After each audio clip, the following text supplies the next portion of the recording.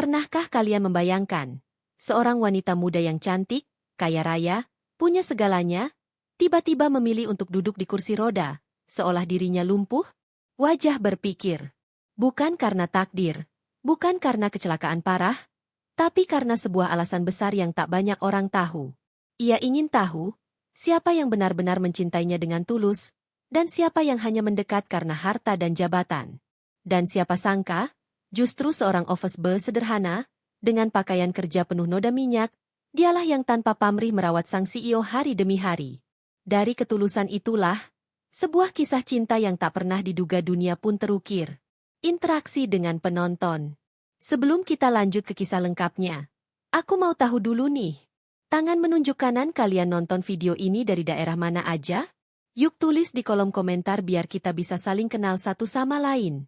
Dan jangan lupa, support channel ini dengan cara klik tombol subscribe, like, dan nyalakan lonceng notifikasinya supaya kalian gak ketinggalan kelanjutan kisah-kisah inspiratif penuh haru seperti ini. Kisah ini dimulai dari seorang wanita muda bernama Aurel. Di usianya yang baru menginjak 28 tahun, Aurel sudah dikenal sebagai CEO cantik, pintar, dan kaya raya. Ia mewarisi perusahaan besar dari almarhum ayahnya. Penampilannya selalu elegan, gaun pas badan yang mahal, sepatu hak tinggi berkilau, tas tangan branded, dan aura berkelas yang membuat siapapun menoleh saat ia lewat.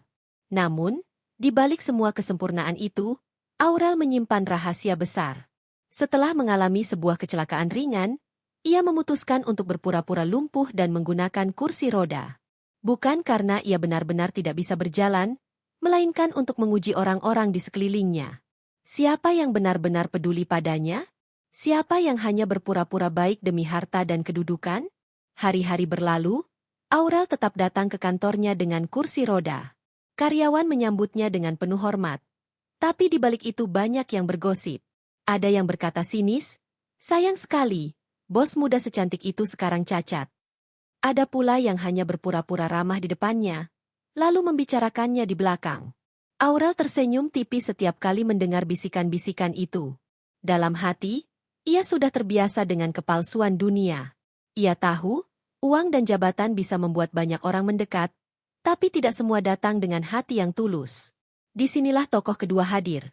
Agus, seorang pria berusia 30 tahun, sederhana, tampan dengan kulit sawo matang dan tubuh kekar karena terbiasa bekerja keras. Agus hanyalah seorang office boy di perusahaan itu. Sehari-hari ia membersihkan ruangan, mengangkat berkas-berkas, menyiapkan minuman, hingga memastikan kebersihan kantor.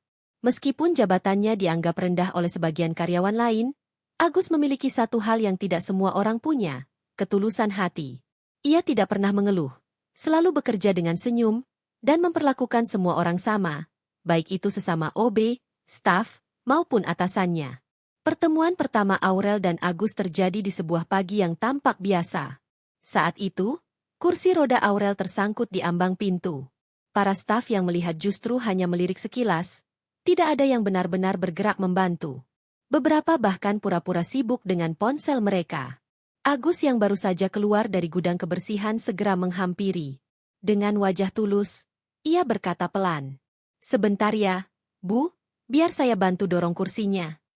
Tanpa ragu ia menolong, menunduk dengan hati-hati, lalu mendorong kursi roda Aurel melewati ambang pintu. Setelah itu ia tersenyum. "Sudah, Bu. Hati-hati, jalannya agak kurang rata." Aurel menatap pria sederhana itu. Tidak ada rasa canggung, tidak ada tatapan iba berlebihan, hanya ketulusan yang terpancar. Ia mengangguk singkat sambil tersenyum. Dalam hatinya ia berkata, "Orang ini berbeda." Sejak hari itu, Agus sering tanpa diminta hadir membantu Aurel.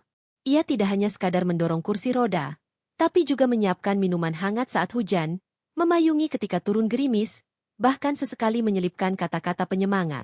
Yang menarik, Agus sama sekali tidak menunjukkan rasa takut atau sungkan di hadapan seorang CEO.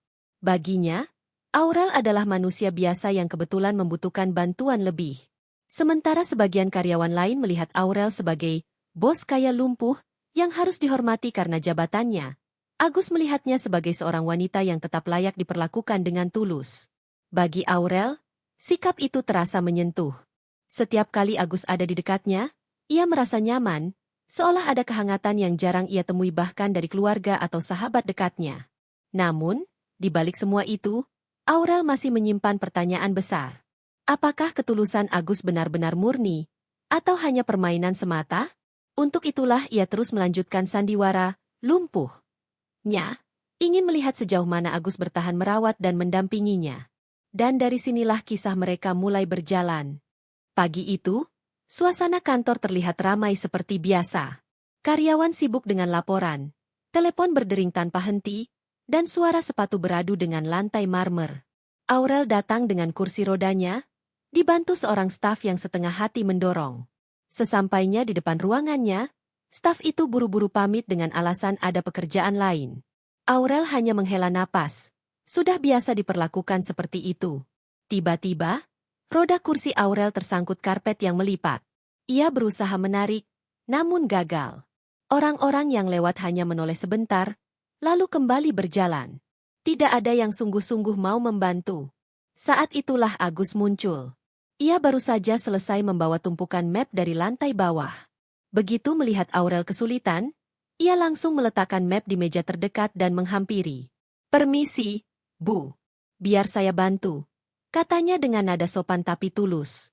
Agus berlutut, membetulkan posisi roda, lalu perlahan mendorong kursi Aurel hingga masuk ke dalam ruangan.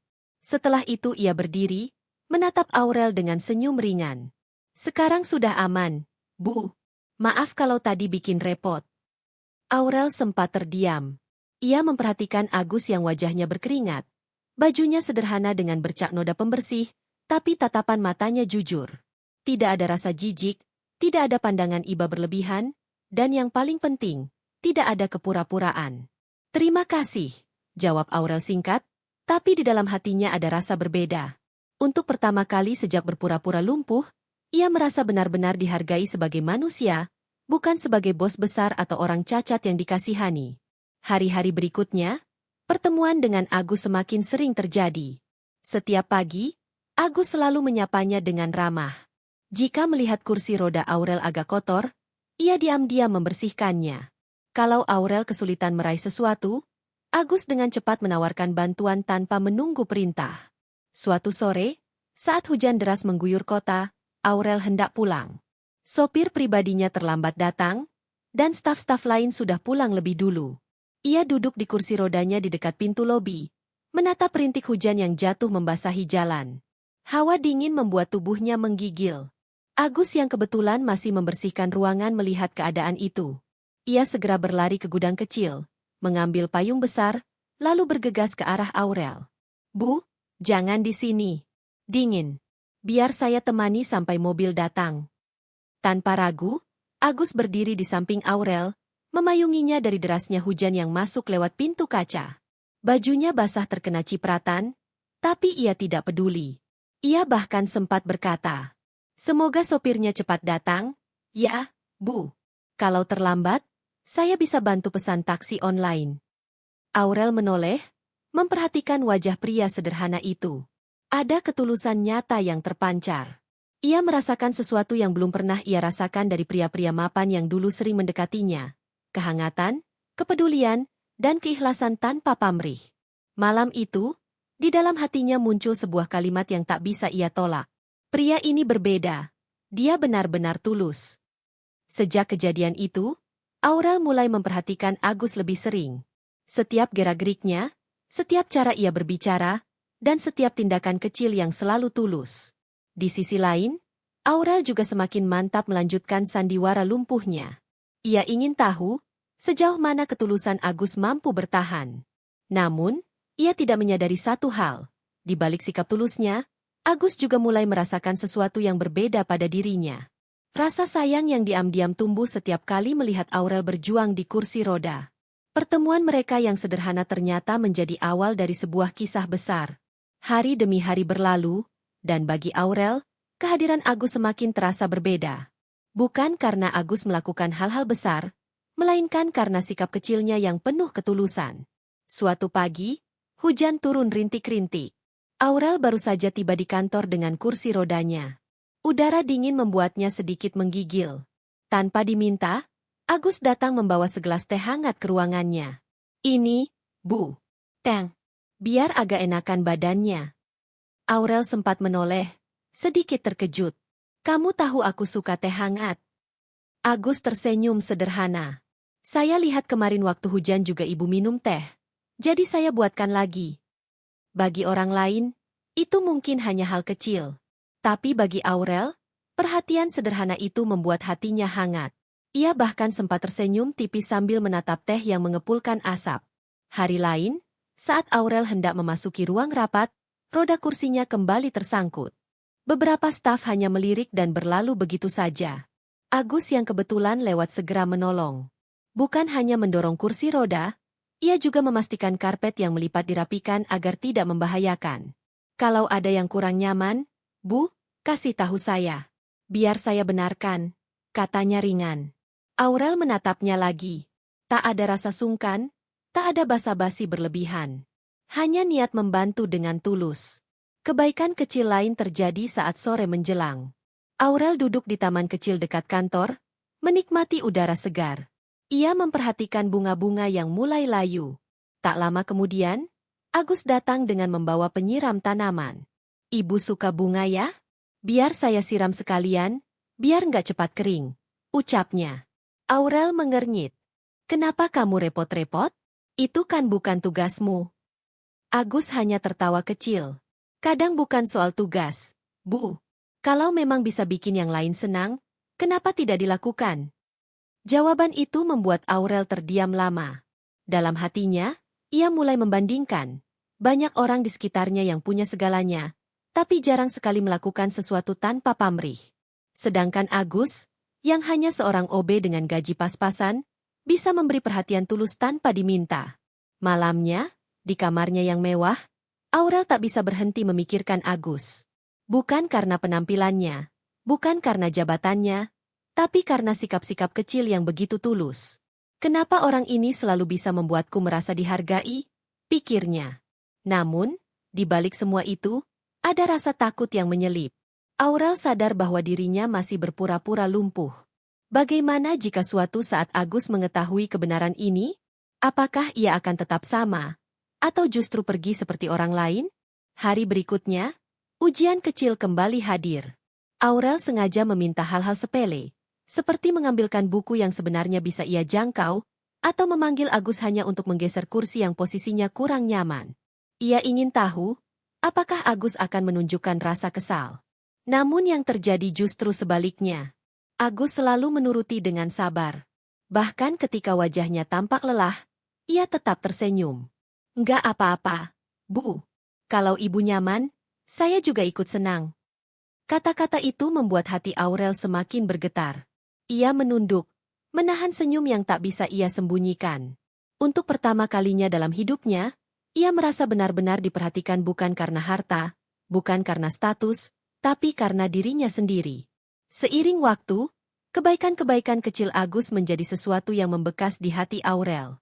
Seperti benih yang disiram air, rasa kagum itu perlahan tumbuh menjadi sesuatu yang lebih besar. Sesuatu yang mungkin akan mengubah seluruh jalan hidupnya. Seiring berjalannya waktu, rasa kagum Aurel pada Agus semakin tumbuh. Namun, di balik itu, ada perasaan ragu yang terus menghantui. Ia masih belum yakin apakah ketulusan Agus benar-benar murni, atau hanya sekadar topeng seperti kebanyakan orang di sekelilingnya. Untuk itulah, Aurel memutuskan untuk melakukan sebuah ujian. Ia ingin menguji kesabaran Agus, melihat sejauh mana pria sederhana itu mampu bertahan menghadapi dirinya. Hari pertama ujian dimulai dengan permintaan-permintaan kecil. Pagi itu, saat Agus baru selesai membersihkan lantai, Aurel memanggilnya ke ruangannya. Agus, tolong ambilkan buku di meja itu, katanya. Padahal, buku itu jelas berada di meja kecil tepat di samping kursi rodanya. Agus tentu tahu Aurel bisa meraihnya dengan mudah, bahkan dengan satu tangan saja. Namun ia tidak berkomentar. Dengan sabar ia berjalan, mengambil buku itu, lalu menyerahkannya. Ini, Bu, ucapnya sambil tersenyum. Hari berikutnya, Aurel mulai membuat permintaan yang lebih merepotkan.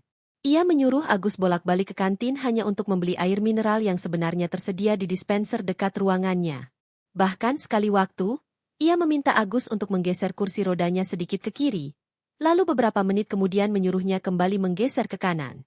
Beberapa staf lain yang melihat mulai berbisik-bisik. Ada yang mengejek Agus karena terlalu menuruti permintaan aneh sang bos, bahkan ada yang berkata sinis, "Dasar Robe, disuruh apa saja nurut." Namun Agus tetap menjalani semua itu tanpa mengeluh. Ia selalu menjawab dengan senyum, "Nggak apa-apa, Bu. Kalau memang Ibu merasa lebih nyaman, saya siap bantu." Aurel yang mendengarnya hanya terdiam. Hatinya bergejolak. Sebagian dari dirinya merasa bersalah karena sengaja menyusahkan Agus. Tapi bagian lainnya ingin melihat apakah pria itu benar-benar tulus. Ujian semakin meningkat. Suatu siang, Aurel sengaja menumpahkan minuman di mejanya dan pura-pura panik. Agus yang sedang sibuk membawa tumpukan berkas segera berlari membantu membersihkan.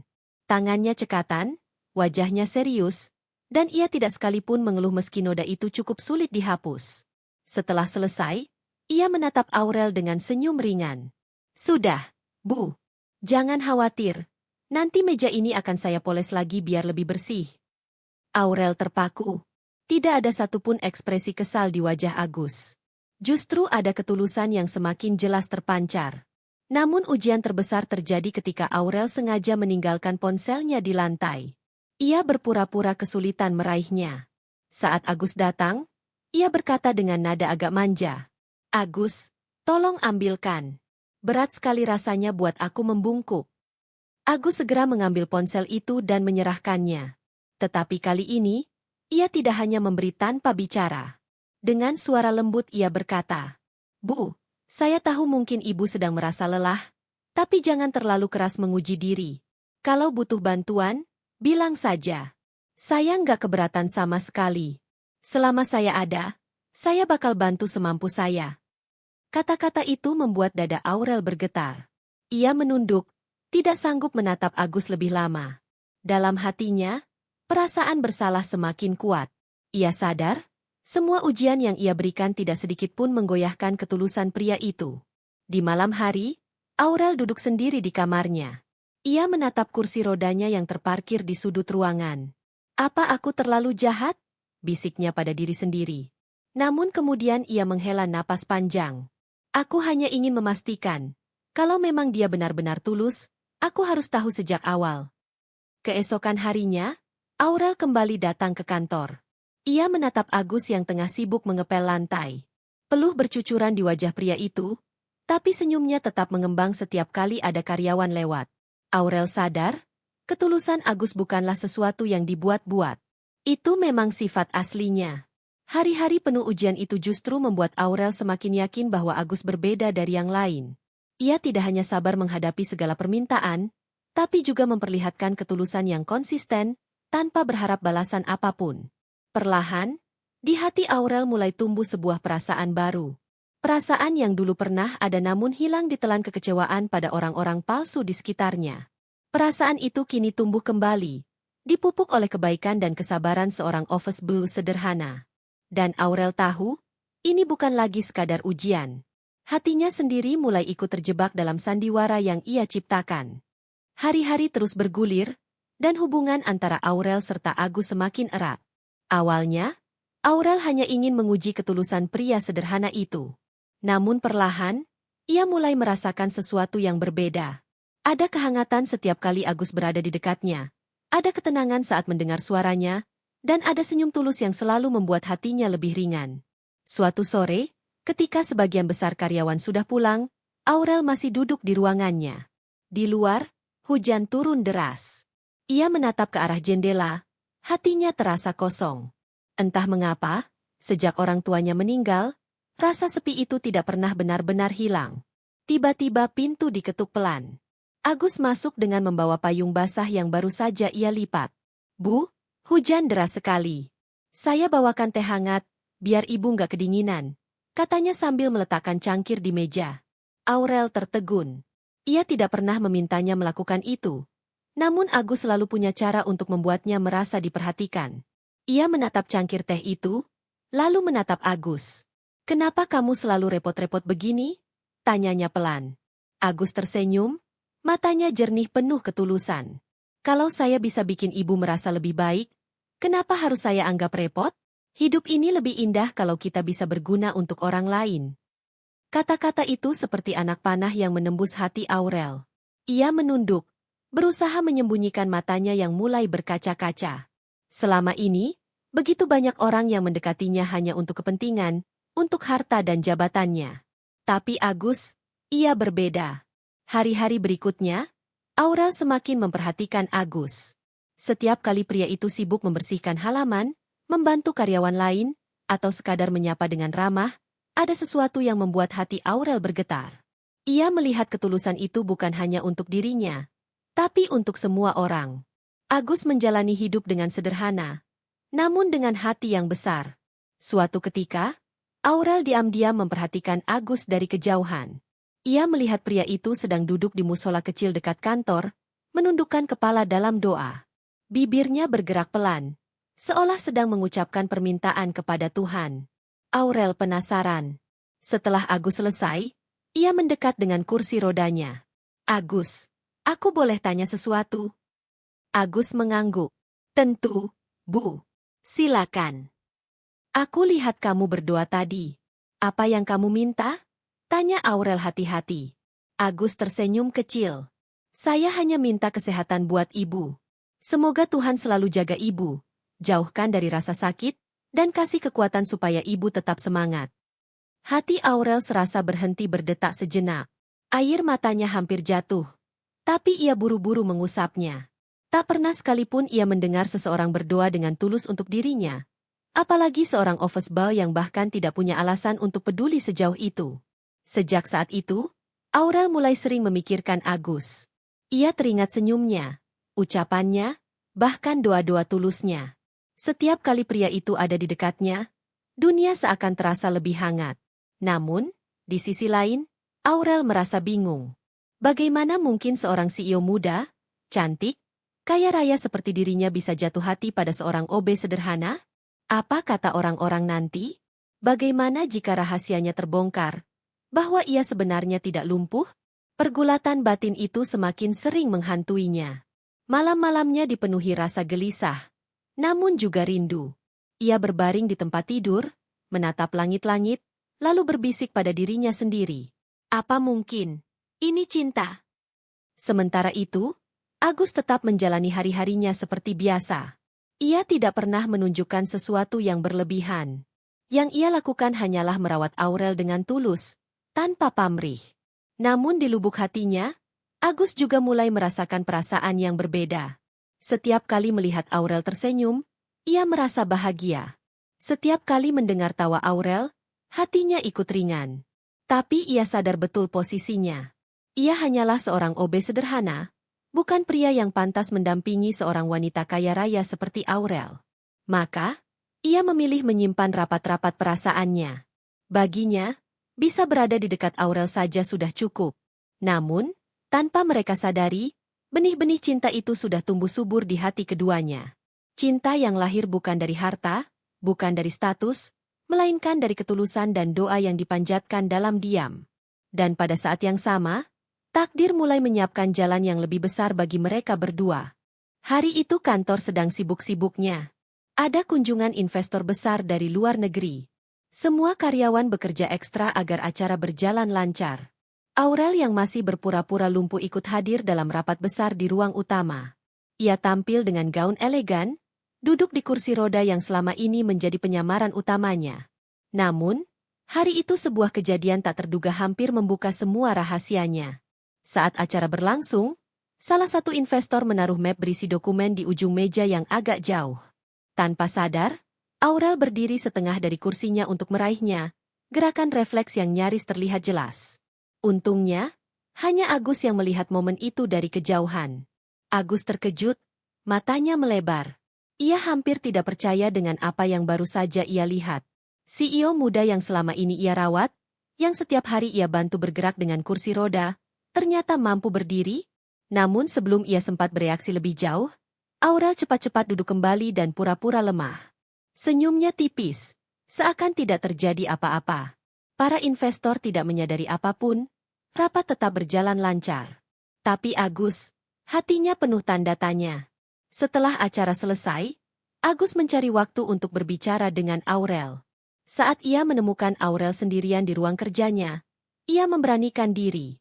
Bu, maaf kalau saya lancang. Tapi, tadi saya lihat, apakah ibu sebenarnya? Aurel buru-buru memotong dengan nada agak tegas. Agus, tidak semua yang kamu lihat itu benar. Agus terdiam. Ia tidak berani memaksa, meski rasa penasarannya membuncah. Namun ia juga tidak bisa mengabaikan kenyataan bahwa Aurel mungkin menyembunyikan sesuatu yang sangat besar. Malamnya, Aurel duduk termenung di kamar pribadinya. Jantungnya berdegup kencang, wajahnya muram. Nyaris saja, gumamnya. Ia tahu, penyamarannya hampir terbongkar. Dan orang pertama yang hampir mengetahuinya adalah Agus. Pria yang belakangan ini makin dekat dengan hatinya. Aurel menutup wajah dengan kedua tangannya. Kalau dia tahu aku sebenarnya tidak lumpuh, apakah dia masih akan peduli? Atau justru menjauhiku karena merasa dibohongi? Hari-hari berikutnya, Agus mulai memperhatikan Aurel dengan lebih cermat. Ia tidak lagi sekadar membantu, tapi diam-diam mencari tanda-tanda. Kadang ia melihat Aurel begitu lincah dengan tangannya, bahkan sesekali nyaris melakukan gerakan yang tak mungkin dilakukan seorang yang lumpuh total. Namun Agus tidak pernah membocorkan temuannya kepada siapapun. Ia memilih diam, menyimpannya sendiri. Dalam hatinya, ia berkata, apapun rahasia Ibu Aurel, itu haknya. Kalau suatu hari beliau mau cerita, saya akan dengar. Tugas saya hanya tetap ada di sisinya. Sikap itu justru membuat Aurel semakin bingung. Ia bisa merasakan tatapan Agus yang kadang penuh tanya, tapi tidak sekalipun pria itu menuduh atau menekan.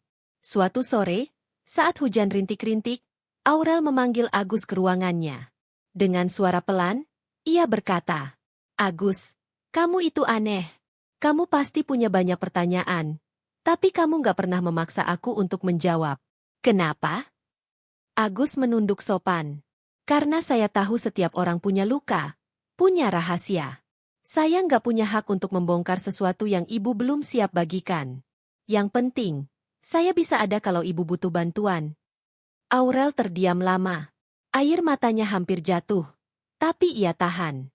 Hatinya bergetar mendengar jawaban itu. Di dunia yang penuh orang serakah, ia menemukan seseorang yang tidak peduli pada rahasia atau harta, tapi hanya peduli pada dirinya sebagai manusia. Namun tetap saja, ketakutan menghantui Aurel. Ia tahu, cepat atau lambat, penyamarannya akan terbongkar. Dan saat itu terjadi, ia tidak tahu apakah Agus masih akan tetap di sisinya, atau justru pergi meninggalkannya. Malam itu, sebelum tidur, Aurel menatap bayangan dirinya di cermin. Aku pura-pura lumpuh untuk menguji ketulusan. Tapi kenapa sekarang aku sendiri yang takut? Takut kehilangan dia. Rahasia yang hampir terbongkar itu menjadi beban berat dalam hatinya. Dan Aurel tahu, takdir akan segera menuntunnya pada pilihan besar. Di balik kedekatan yang semakin tumbuh antara Aurel dan Agus, ternyata ada mata-mata yang memperhatikan dengan iri. Salah satunya adalah Dina, asisten pribadi Aurel yang sudah lama bekerja di perusahaan itu. Dina merasa cemburu, bukan karena ia mencintai Agus, melainkan karena ia khawatir posisinya di hati Aurel tergeser oleh seorang office boy sederhana. Selama ini Dina terbiasa menjadi orang terdekat CEO muda itu, menikmati kepercayaan penuh, bahkan kadang ikut merasakan fasilitas mewah. Namun sejak kehadiran Agus, perhatian Aurel seolah lebih banyak tercurah pada pria sederhana itu. Dina tidak terima. Suatu siang, Dina mulai menyebarkan gosip di antara karyawan. Ia berkata dengan nada merendahkan. Kalian lihat nggak? OB itu sekarang sok dekat sama Bu Aurel. Jangan-jangan dia cuma manfaatin simpati bos untuk cari jalan pintas. Beberapa karyawan terpengaruh. Bisikan-bisikan miring mulai terdengar. Ada yang mengangguk, ada pula yang menambahkan bumbu cerita. Lama-kelamaan, gosip itu sampai juga ke telinga Aurel. Awalnya Aurel hanya mengabaikan. Ia tahu dunia bisnis penuh dengan bisikan iri. Namun saat gosip itu semakin keras, hatinya mulai terganggu. Ia sempat menatap Agus dengan rasa ragu. Meski dalam hati ia tahu pria itu tidak mungkin melakukan hal-hal buruk yang dituduhkan. Suatu sore, Aurel memanggil Agus ke ruangannya. Agus, aku mau tanya, apa benar kamu pernah cerita ke orang lain soal kedekatan kita? Suaranya bergetar, penuh keraguan. Agus menatapnya dengan kaget. Astaga, Bu. Nggak pernah sama sekali. Demi Tuhan, saya nggak pernah ngomong apa-apa. Bahkan saya nggak pernah cerita ke keluarga saya sendiri. Aurel menunduk, merasa bersalah telah meragukan pria itu. Ia tahu Agus tidak pernah berdusta. Ketulusan terpancar jelas dari matanya. Namun fitnah yang beredar semakin membuat suasana kantor tidak nyaman. Dina yang melihat kesempatan itu semakin berani. Ia sengaja mengatur rencana. Suatu hari, ia memanggil Agus untuk mengantar berkas ke ruang CEO. Begitu Agus masuk, Dina dengan sengaja menaruh tangannya di lengan pria itu, lalu berteriak keras. Tolong! Agus kurang ajar sama aku. Karyawan lain berlari masuk, melihat Dina pura-pura ketakutan. Agus terdiam, wajahnya pucat. Ia tidak menyangka akan difitnah dengan cara sekejam itu. Berita bohong itu langsung menyebar. Banyak karyawan mulai memandang Agus dengan curiga. Beberapa bahkan mendesak HRD untuk segera memecatnya. Ketika kabar itu sampai ke Aurel, hatinya remuk. Ia tahu betul Agus tidak mungkin melakukan hal memalukan seperti itu. Tapi bukti seakan menjerat. Apalagi Dina pandai berakting. Malam itu, Aurel gelisah. Ia memikirkan semua yang telah Agus lakukan. Perhatian, kesabaran, ketulusan. Tidak mungkin dia melakukan itu. Aku harus cari tahu kebenarannya, gumamnya. Hari berikutnya, Aurel memanggil Agus secara pribadi. Wajah pria itu tampak letih. Matanya merah karena kurang tidur. Ia menunduk dalam-dalam. Bu, saya nggak tahu harus bilang apa. Saya difitnah. Saya bersumpah nggak pernah sekalipun berniat buruk ke Mbak Dina.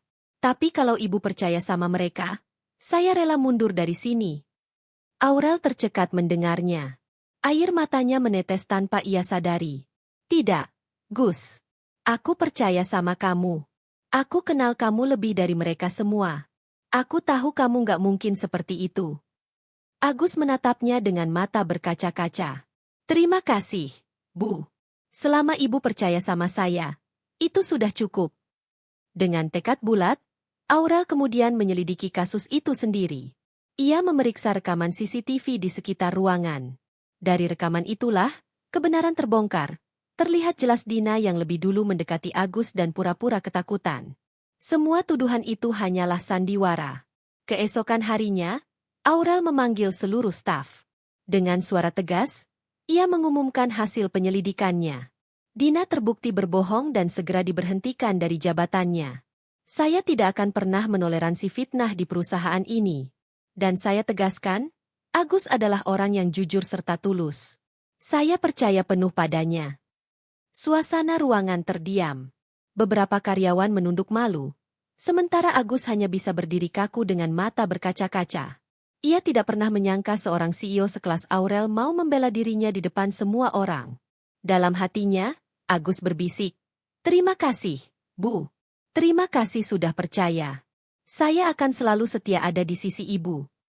Dan sejak saat itu, hubungan mereka bukan hanya semakin dekat, tetapi juga semakin kokoh. Ketulusan Agus telah diuji, dan ia berhasil melewati fitnah yang hampir menghancurkan segalanya. Setelah fitnah dari Dina terbongkar, suasana kantor kembali tenang. Reputasi Agus pulih. Bahkan semakin banyak karyawan yang diam-diam menghormatinya karena terbukti tulus dan bersih dari tuduhan. Namun bagi Aurel, ketenangan itu hanya sementara. Ia tahu, ada badai lain yang jauh lebih besar menantinya. Rahasia yang selama ini ia sembunyikan. Hari demi hari, Aurel semakin merasa berat berpura-pura lumpuh. Setiap kali Agus mendorong kursi rodanya, hatinya seperti disayat. Aku berbohong pada orang yang paling tulus dalam hidupku. Sampai kapan aku bisa terus seperti ini? Kebohongan itu semakin terasa menghimpit ketika suatu sore Aurel pulang larut malam. Di depan rumah, hujan deras mengguyur. Agus yang mengantar dengan setia buru-buru melindunginya dengan payung. Namun saat roda kursi macet di genangan, Aurel hampir terjatuh. Refleks, ia berdiri untuk menyeimbangkan diri. Agus yang berada di belakang jelas melihatnya. Kali ini bukan sekadar gerakan kecil, melainkan jelas-jelas Aurel mampu berdiri dengan kokoh. Mereka berdua terdiam di bawah hujan. Air mengalir deras, tapi keheningan justru lebih menyesakan. Agus menatap Aurel, Matanya penuh pertanyaan. Bu, jadi selama ini?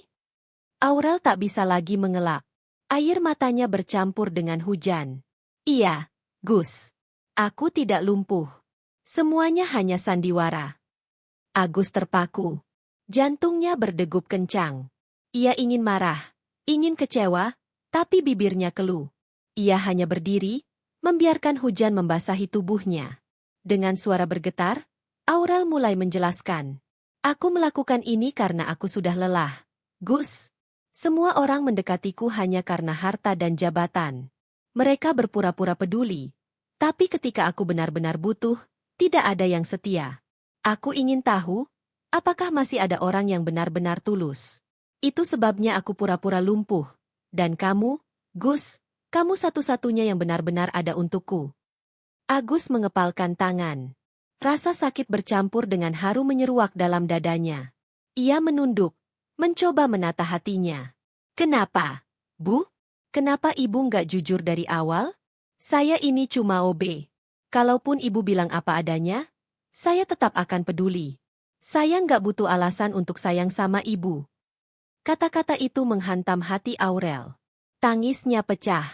Ia mendekat, menggenggam tangan Agus meski tubuhnya gemetar. Maafkan aku, Gus. Aku takut kalau kamu akan sama seperti yang lain. Tapi sekarang aku sadar, kebohongan ini justru menyakitimu.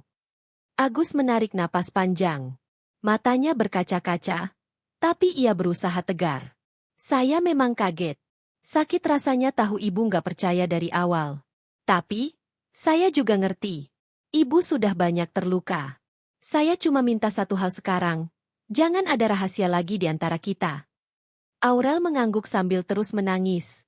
Hujan masih deras, tapi malam itu terasa menjadi saksi kebersamaan mereka. Rahasia yang selama ini Aurel sembunyikan akhirnya terbongkar, dan meski menyakitkan, justru membuka pintu menuju kejujuran yang sesungguhnya. Beberapa hari berikutnya, suasana sempat canggung. Agus tetap bekerja seperti biasa, namun Aurel bisa merasakan ada jarak di antara mereka. Pria itu masih peduli, masih membantu, tapi tak sehangat dulu. Aurel berusaha mendekat, mencoba memperbaiki semuanya. Ia menulis pesan singkat untuk Agus, menyiapkan bekal makan siang untuknya, bahkan sesekali mengajak berbicara dengan tulus tanpa perintah-perintah kecil.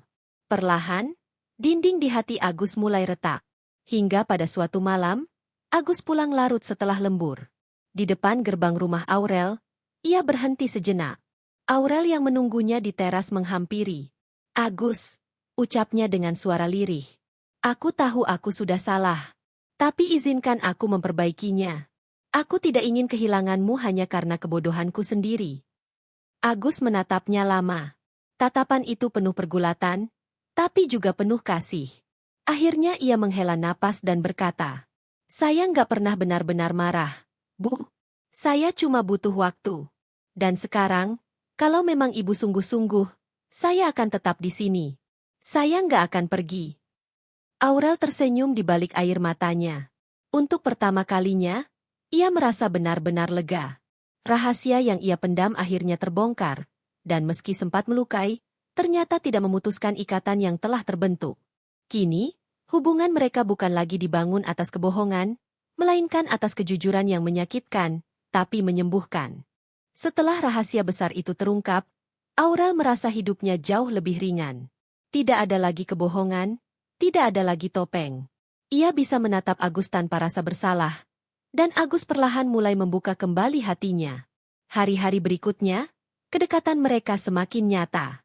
Agus tak lagi sekadar office boy yang bekerja untuknya, tetapi menjadi seseorang yang benar-benar Aurel butuhkan. Ia sering menemani Aurel makan malam, bercerita tentang keluarganya di kampung, dan bahkan mengajarkan hal-hal kecil yang sederhana namun bermakna. Bagi Aurel, dunia yang tadinya hanya berisi rapat, kontrak, dan kesibukan bisnis, kini berubah menjadi penuh warna. Ia menemukan kebahagiaan dalam hal-hal yang dulu dianggap sepele, tertawa bersama Agus, makan makanan sederhana di warung dekat kantor, atau sekadar berjalan santai di taman tanpa kursi roda. Namun perjalanan menuju kebahagiaan itu tidak sepenuhnya mulus. Beberapa rekan bisnis dan keluarganya mulai mempertanyakan kedekatannya dengan Agus. Bagaimana mungkin seorang CEO cantik dan kaya raya menjalin hubungan dengan seorang OB biasa? Cibiran itu kerap terdengar. Aurel sempat goyah. Ia tahu dunia bisnis tidak selalu ramah pada keputusan pribadi. Namun setiap kali melihat Agus, dengan wajah sederhana dan tatapan penuh ketulusan, keyakinannya kembali bulat. Ia tidak lagi peduli dengan komentar orang. Yang ia tahu, hanya Agus yang benar-benar mencintainya tanpa syarat. Suatu malam, Aurel memberanikan diri untuk bicara terus terang. "Gus," katanya sambil menatap pria itu dalam-dalam. "Aku tahu hubungan kita mungkin dianggap aneh bagi banyak orang. Tapi aku tidak ingin lagi hidup menurut standar mereka. Aku hanya ingin hidup bersama orang yang membuatku merasa dicintai apa adanya. Dan itu kamu." Agus terdiam. Ia tidak terbiasa dengan ungkapan semanis itu. Namun matanya berkaca-kaca.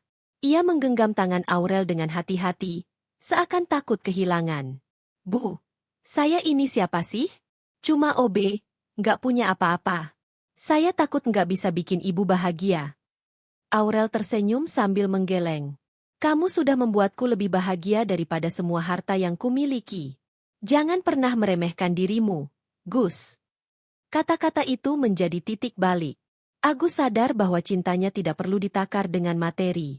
Yang ia punya adalah ketulusan, dan itu lebih berharga dari apapun. Beberapa bulan kemudian, keputusan besar pun diambil. Aurel mengumumkan kepada keluarga dan kolega dekatnya bahwa ia akan menikah dengan Agus. Keputusan ini sempat menimbulkan kehebohan. Ada yang mendukung, ada pula yang mencibir. Namun Aurel berdiri tegak dengan keyakinannya. Hari pernikahan mereka tiba dengan sederhana namun penuh makna. Tidak ada pesta mewah dengan ribuan tamu, melainkan acara intim dengan keluarga dan sahabat dekat. Aurel tampil anggun dalam gaun putih sederhana, jauh dari kesan glamor yang biasa melekat padanya. Agus berdiri di sisinya, mengenakan setelan jas yang bersih namun sederhana, wajahnya bercahaya penuh syukur. Saat ijab kabul berlangsung, suasana hening penuh haru. Agus mengucapkan janji dengan suara tegas namun bergetar. Air mata Aurel jatuh tanpa bisa ditahan. Semua rasa sakit, kebohongan, dan perjuangan yang mereka lewati akhirnya terbayar dengan satu kata, sah. Tepuk tangan dan doa mengiringi kebahagiaan mereka. Para tamu yang tadinya meremehkan justru terdiam, menyadari bahwa cinta sejati tidak mengenal status atau harta.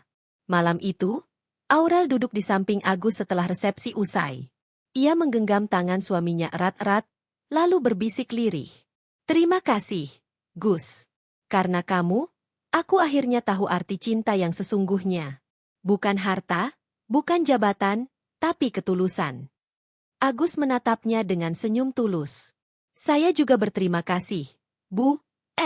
Maksud saya, istriku. Karena kamu mau menerima saya apa adanya. Mulai sekarang, biar saya yang selalu menjaga kamu, bukan sebagai OB, tapi sebagai suami." Aurel tertawa kecil di sela tangis bahagianya. Hati yang dulu penuh luka kini dipenuhi rasa syukur. Ia tak pernah menyangka, pura-pura lumpuh yang awalnya hanya sebuah ujian, justru membawanya pada cinta sejati yang tulus. Dan begitulah, kisah seorang CEO cantik kaya raya yang berpura-pura lumpuh akhirnya menemukan cinta sejati dari seorang OB tampan dan tulus. Semua yang meragukan kini terdiam, karena cinta telah membuktikan kekuatannya. Di balik semua kemewahan dunia, ternyata kebahagiaan sejati hanya bisa ditemukan di hati yang tulus.